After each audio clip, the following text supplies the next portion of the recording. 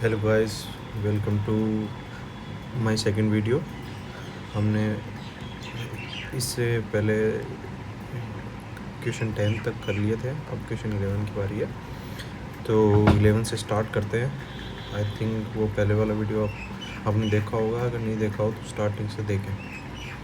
वो अब स्टार्ट करते हैं 11 नंबर क्वेश्चन से। ये क्वेश्चन मॉडर्न हिस्ट्री का है और इस क्वेश्चन में भी आपको अगर राजा राममोहन राय मतलब जिसने अच्छे से तैयारी की है उसका तो राजा राममोहन राय के बारे में अच्छे से पता ही होगा। कोई जिसको ना भी आए आइडिया, जैसे मेरे को तो इस क्वेश्चन का पता था, लेकिन ना भी आए तो मैं आपको तरीका बता सकता हूँ। जैसे राजा राममोहन राय और जो भी सोशल पर्सनैलिटी एग्ज़ाम में क्वेश्चन में आते हैं, तो अब उसके बारे में जनरली जो पॉजिटिव बातें होती है उनको सही मानते हैं और नेगेटिव बातों को गलत कर दिया जाता है। अब इसका सेकंड स्टेटमेंट देखो। उनकी कामना थी कि उनके देशवासी तर्क संगत और वैज्ञानिक दृष्टिकोण तथा सभी पुरुषों और महिलाओं की मानवीय गरिमा और सामाजिक समता के सिद्धांत को माने। हाँ, तो आप एक जो इनको सामाजिक सुधारक बोलते हैं, एक सामाजिक सुधारक के बारे में अगर आप पॉजिटिव सेंटेंस मानोगे तो ये पॉजिटिव सेंटेंस है कि जो भी समाज के लिए किया जा सकता था वो सामाजिक रूप से करते थे। तो ये सेंटेंस हम पॉजिटिव मान के सही मान सकते हैं। और अब जैसे फर्स्ट सेंटेंस है, उनमें प्राच्य विश्व के पारंपरिक दार्शनिक सिद्धांतों के प्रति अत्यंत अनुराग और समादर था। अब जो इसका फर्स्ट स्टेटमेंट है, इसमें आपको देखना होगा कि आप राजा राममोहन राय के बारे में अगर थोड़ा बहुत भी जानते हैं तो उनका क्या था कि भारतीय जो भी दर्शन है उसको अस्वीकार नहीं किया था उन्होंने। वो चाहते थे कि जो भी भारत के बाहर जो भी दर्शन है उनकी जो अच्छी बातें हैं वो अपन भारत के दर्शन में ऐड करें, जोड़ें। तो इसी बात को उन्होंने बताया कि प्राच्य विश्व के पारंपरिक दर्शन सिद्धांतों के प्रति अनुराग और समादर थे। हाँ, बाहर वाले दर्शन को उनका आदर करते थे और वो चाहते थे कि भारतीय दर्शन में उनका सम्मिलित हो, ताकि अपने दर्शन की जो या भारतीय समाज की जो खामियां हैं वो सही हो। तो इसके दोनों स्टेटमेंट सही है, तो दोनों स्टेटमेंट सही है, तो अपन 1 और 2 कथन लगा सकते हैं। ठीक है, अब ये क्वेश्चन आगे देखते हैं। हाँ, क्वेश्चन नंबर 15 देखा। ये क्वेश्चन तो रिपीटेड क्वेश्चन है, कितनी बार बहुत सारे एग्जाम में आ चुका है, तो मेरे को लगता है ये तो सबको ही पता होगा कि इसका चंद्रगुप्त द्वितीय है। तो 16, हाँ 16। इसमें हम क्या लॉजिक लगाते हैं, मैंने क्या लॉजिक लगाया, मेरे को नहीं पता था कि इसमें क्या आंसर होगा, लेकिन मैंने लॉजिक लगाया। जैसे इसमें है कि किस शक्तिशाली समुद्रवर्ती राजा श्री विजय के विरुद्ध जिसका शासन मलय, प्रायद्वीप, सुमात्रा, जावा और निकटवर्ती द्वीपों पर था। तो आप एक चीज़ है जो आप सोच सकते हैं कि अगर आपको थोड़ी बहुत हिस्ट्री पता है तो आपको ये बात पता होगी कि चोल वंश ही ऐसा वंश था जिसने भारतवर्ष के बाहर भी शासन किया। इसके अलावा मैक्सिमम कोई भी राजा, मतलब ज़्यादातर कोई भी राजा ऐसा नहीं था जिसने भारत के बाहर शासन किया। तो ये सुमात्रा, जावा और ये भारत के बाहर के द्वीप है। तो आप इसमें सोच के ये लगा सकते हैं कि जिसने इनके अलावा ये तीनों ने तो भारत के अंदर ही शासन किया। जो ये एक ही राजा था, ये एक ही वंश था जिसने बाहर शासन किया। तो मैंने तो इस तरह किया है। हाँ, और अब आपको क्या लगता है, लेकिन मेरा लॉजिक ये है और अब मैं बताता हूँ आपको। हाँ, ये 18, क्वेश्चन नंबर 18, इसको देखिए। हाँ, अब इसका लॉजिक थोड़ा फनी है तो आपको ऐसा लगेगा, लेकिन मेरे हिसाब से ये भी लॉजिक अच्छा है कि अब मेरे को नहीं पता था कि इसमें क्या आंसर होगा, लेकिन मैंने देखा कि दिल्ली, ग्वालियर, उज्जैन ये तीनों इंडिया के अंदर है और एक ये पाकिस्तान के अंदर है। तो फ्रेंकली स्पीकिंग, तो मैंने ये सोच के लगाया कि हाँ, ये तीनों सेम ऑप्शन है और ये ही चारों में एक डिफरेंट ऑप्शन है, तो मैंने ये टिक किया और ये सही भी है। मैंने आंसर की चेक की है, तो इस तरह मैंने ये क्वेश्चन किया। ये गाइस, ये सिर्फ लॉजिक और जो आपको मैं पुराने क्वेश्चन दिखा दूंगा। अगर इसके बाद में अगर आपने वीडियो पसंद किया तो 2024 के क्वेश्चन भी दिखा दूंगा, जिसमें लॉजिक और एनालाइज से बहुत सारे क्वेश्चन सही होते हैं, और ये मेरे ऐसे कोई मैंने तुक्के नहीं मारे हैं, मैंने बहुत पुराने पेपर को सॉल्व किया है, तो उनको देख के मैंने क्वेश्चन सॉल्व किया। तो क्वेश्चन नंबर 24 पे चलते हैं। हाँ, ये इस बार करंट का इम्पोर्टेंट क्वेश्चन था कि करंट पे बहुत ज़्यादा फोकस था, क्योंकि हल्दी बोर्ड बनाया गया है नया, तो ये बहुत करंट में चल रहा था, तो इसके बारे में आपको पता ही होना चाहिए।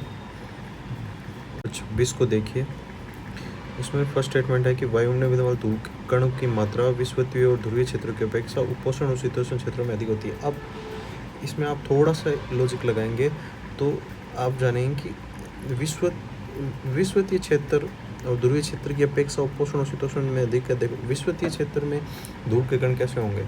विषुवतीय क्षेत्र में अत्यधिक वर्षा होती है, अत्यधिक पेड़ पौधे हैं, तो अत्यधिक वर्षा और पेड़ पौधे दोनों ही धूल के कणों को वायुमंडल में जाने नहीं देंगे, वो धूल के कणों को स्थिर रखेंगे। और वैसे ही ध्रुवीय क्षेत्रों में भी सर्दी इतनी ठंड इतनी ज़्यादा होती है, टेम्परेचर इतना कम होता है कि वो धूल के कणों ऊपर आते ही नहीं है, वो उनको स्थिर रखता है। तो ये फर्स्ट स्टेटमेंट एकदम सही है।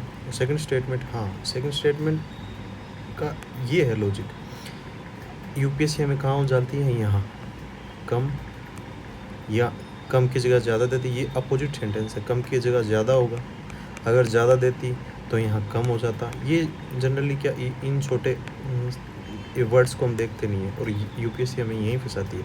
तो यहाँ क्या हुआ? उपोष्ण और शीतोष्ण क्षेत्रों में ज़्यादा शुष्क पवनें चलती है, ये इसका, क्योंकि ये इसका अपोजिट सेंटेंस है।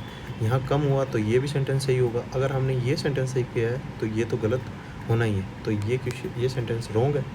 तो ये सेंटेंस रॉन्ग है, तो की व्याख्या नहीं करते, ये क्वेश्चन सही हो गया। 1 सही है किंतु सेकंड सही नहीं है।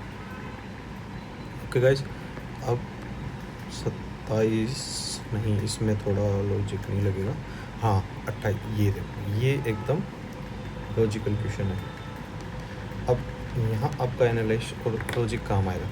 अब इन पूरे सेंटेंस में तीसरा सेंटेंस देखिए, मृत्तिका बिल्कुल ही सरंदरणीय। अगर आपको ये आता है तो भी ठीक है, नहीं आता, ये सब क्या होता है, सरंदर, मृत्तिका, और ये क्या होता है, सेल के बारे में है, तो ये सेंटेंस आप देखें कि ये बहुत ही एक्सट्रीम सेंटेंस है।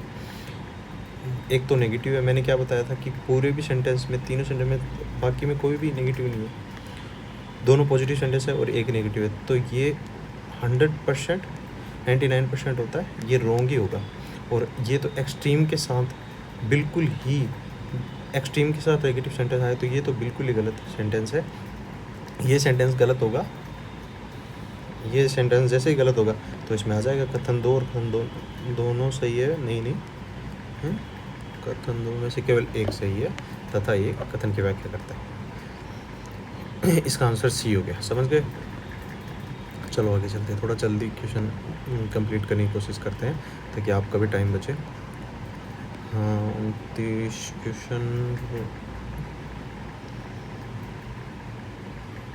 हाँ ये कर सकते हैं, पर इसमें बिल्कुल ही लॉजिक वाली बात नहीं है।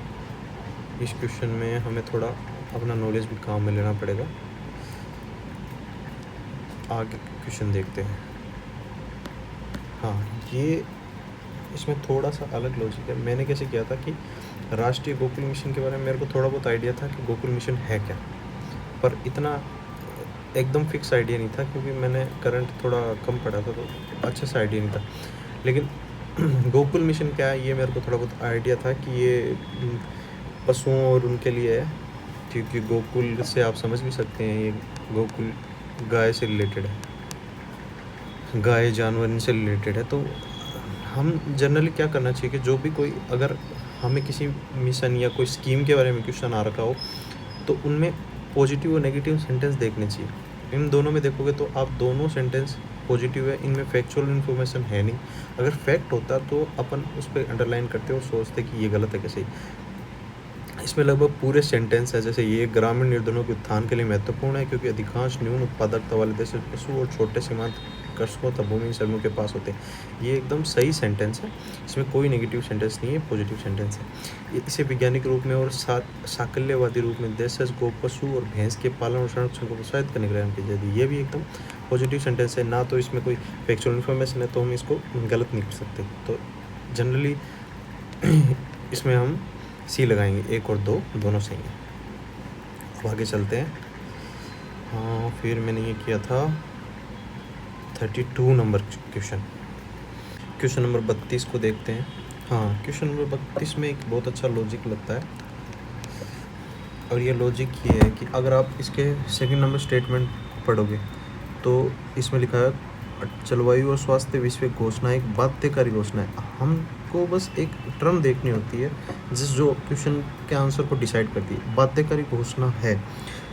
अब पहली बात तो ये ध्यान रखने की बात है कि कोप जो भी होते हैं लगभग कोप अबाध्यकारी संगठन अबाध्यकारी घोषणा होती है, क्योंकि बाध्यकारी अबाध्यकारी क्यों होती है, क्योंकि बाध्यकारी होने के लिए उसको संसद से मंजूरी भी लेनी पड़ती है, और ये ज़्यादातर कोप अबाध्यकारी घोषणा है। तो ये पहले सबसे छाड़ना चाहिए था कि बाध्यकारी घोषणा है, और ये मैंने एलिमिनेट किया कि बाध्यकारी घोषणा है, और तो इसको सेकंड स्टेटमेंट को रॉन्ग कर दिया।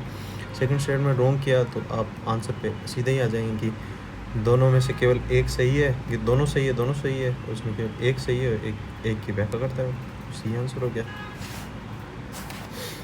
आगे क्वेश्चन देखते हैं।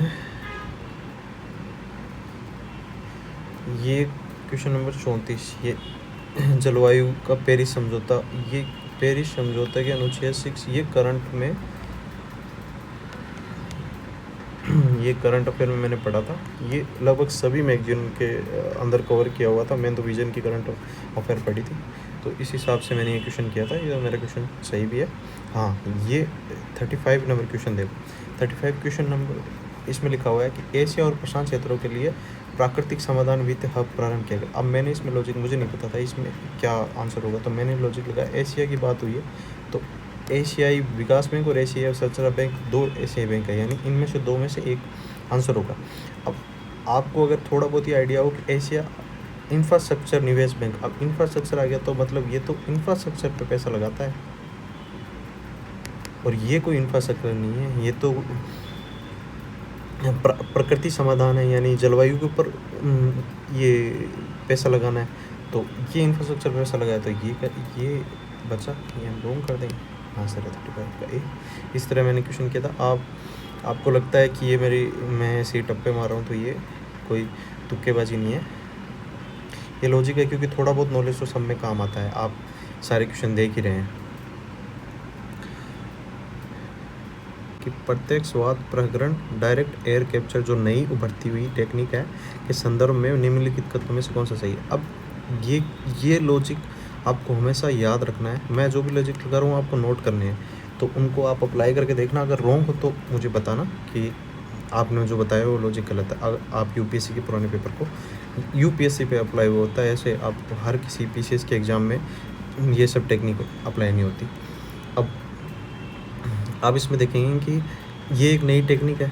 अगर आपको इसके बारे में पता है तो ठीक है, आप क्वेश्चन ईजिली कर सकते हैं। अगर नहीं पता तो मैं आपको बताता हूँ कि कोई भी ऐसी टेक्निक के उपयोगों के बारे में पूछा जा सकता है कि ये क्या किस चीज़ में काम आ सकती है, या कोई भी ऐसी चीज़ों के बारे में कि इसका किस में यूज होगा। इस तरह की चीज़ें हों तो आपको जनरली जो पॉजिटिव सेंटेंस हो, अगर नेगेटिव जो भी इसमें दिया हो, क्योंकि कोई भी टेक्निक हो वो लगभग, अगर मान लो क्वेश्चन एआई पे आ जाए तो एआई के यूजेस पूछेगी, इसमें क्या क्या यूज है, स्टेटमेंट दिए तो लगभग एआई हर फील्ड में यूज है। वैसे ही ये टेक्निक है तो इसका भी हर फील्ड में यूज़ हो सकता है। तो इसके स्टेटमेंट पढ़ते हैं, इसे कार्बन प्रसाधन की एक विधि के रूप में प्रयोग ला सकते हैं। और इसमें देखो ला सकते हैं मतलब एक्यूरेट नहीं बताया कि हाँ प्रयोग में ला सकते हैं, हाँ ला सकते होंगे, क्या पता। एक प्लास्टिक उत्पादन और खाद्य प्रसंस्करण में मूल्य उपयोग हो सकता है, हो सकता होगा। कार्बन का स्रोत हो सकता है, हो सकता होगा। अगर हो सकता मतलब इट कैन बी हो सकता है। तो आप इसके तीनों के तीनों स्टेटमेंट सही कर सकते हैं, और मैंने तो ये लॉजिक लगाया था और ये तीनों स्टेटमेंट सही भी है। हाँ, ये मैंने क्वेश्चन देखा नहीं। क्वेश्चन नंबर 38 देखते हैं। अब 38 क्वेश्चन में आपको ये वही लॉजिक काम आएगा जहाँ पे हमने बोला था कि फैक्चुअल इन्फॉर्मेशन हमको नोट करनी है। अब इसका पहला स्टेटमेंट एक बार छोड़ते हैं, दूसरा और तीसरा देखते हैं। देन से CO2 उत्सर्जन के आधार पर भारत एशिया प्रशांत क्षेत्र में दूसरे स्थान पर है। अगर आपको थोड़ा सा नॉलेज हो कि पहले स्थान पे चाइना है और दूसरे स्थान पे इंडिया है, ये एक्चुअली करेक्ट है। ये इसमें ये फैक्चुअल है, लेकिन ये फैक्ट करेक्ट है। और भारत में विद्युत और ताप उत्पादक CO2 उत्सर्जन के सबसे बड़े स्रोत हैं। हाँ, क्योंकि हाँ हमारे लगभग 70-80% बिजली है वो अपन विद्युत उत्पादन। हाँ ये अरे यार, हाँ 38 क्वेश्चन देखते हैं। हमें देखेंगे कि हमें एक फैक्चुअल इन्फॉर्मेशन, मैंने जो क्या बताया था कि आपके पहले जो हमें फैक्चुअल इन्फॉर्मेशन निकालनी है जो इसमें गलत हो सकती है। अब आप एक बार फर्स्ट छोड़ेंगे, सेकंड और थर्ड देखते हैं। ईंधन दहन से CO2 उत्सर्जन की धारा भारत एशिया प्रशांत क्षेत्र में दूसरे स्थान पर है। हाँ, अगर आप थोड़ा सा नॉलेज रखते हैं तो आपको पता होगा कि CO2 एमिशन में वर्ल्ड में सबसे ऊपर चाइना है और सेकंड नंबर पे इंडिया है। ये कहीं ना कहीं आपने पढ़ा ही होगा, मैं आपको पूरा स्टेटमेंट बता रहा हूँ। और थर्ड क्वेश्चन में भारत में विद्युत और ताप उत्पादक CO2 उत्सर्जन के सबसे बड़े स्रोत हैं। CO2 उत्सर्जन का सबसे बड़ा स्रोत भारत में विद्युत और ताप उत्पादक होंगे ही, क्योंकि भारत की 70-80% बिजली कोल से होती है और कोल में CO2 उत्सर्जन होता है। तो ये क्वेश्चन भी सही है। अब फर्स्ट की बात करते हैं। इसमें देख, भारत में कार्बन डाइऑक्साइड का उत्सर्जन 0.2 CO2 प्रति व्यक्ति से कम है। अब एक तो ये फैक्चुअल है, एक तो पहला लॉजिक अपना लगता है कि फैक्चुअल इन्फॉर्मेशन रॉन्ग होती है, जनरली रॉन्ग होती है। एक दूसरा 0.5 कितना कम है, इतना प्रति व्यक्ति इतना थोड़ी होता होगा, इससे तो ज़्यादा ही होता होगा, तभी तो हम दूसरे स्थान पे आए हैं कार्बन इमिशन में। तो फर्स्ट आप रॉन्ग कर सकते हैं। फर्स्ट आप जैसे ही रॉन्ग करेंगे, फर्स्ट और सेकंड रॉन्ग हो गए और सेकंड थर्ड आपने सही किया, तो इसका आंसर सी हो गया। ओके, आई होप आप समझ पा रहे हो कि मैं